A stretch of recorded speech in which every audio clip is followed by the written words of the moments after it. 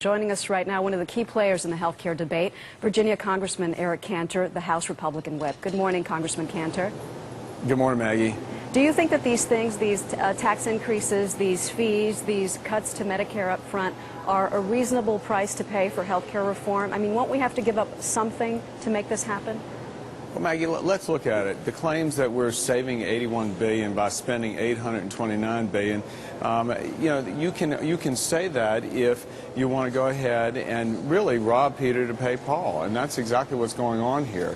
The way that they are expanding coverage is by taxing employers, is by taxing those of us who have insurance, and frankly, to the tune of $500 billion. And they're adding on top of that $400 billion worth of cuts to Medicare, that will mean seniors will have less opportunity, less benefit, less ability to choose the kind of health care that they want.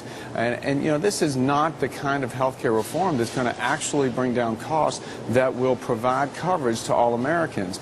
Right away, this Congressional Budget Office says that we'll still have 7 or 8% of Americans who are uninsured over a 10-year period. Again, this bill is going to cost on average $30,000 for each individual to be insured, at a significant cost in terms of levying new taxes on those people who are insured and on employers. Do you think that it would behoove Democrats, as Karl Rove suggests in his op-ed piece in the Wall Street Journal today, to give up this fight for health care reform because it's facing growing opposition, or face the same fate that they faced in '94 when they lost control of Congress?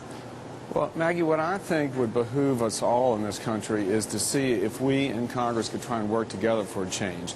In the House, as you know, the bill that will make its way to the floor will most likely have what Speaker Pelosi continues to insist is a public option.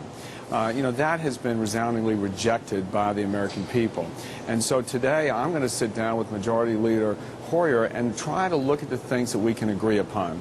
Because we as Republicans in the House want to reject the notion of a government takeover. We want to stop the government from getting in between patients and their doctors, and try and focus on the kinds of things that can help people have better access at a lower cost. Congressman Eric Cantor, everyone hopes that you can find middle ground here. Thank you very much. Thank you, Maggie. Now over to you, Harry.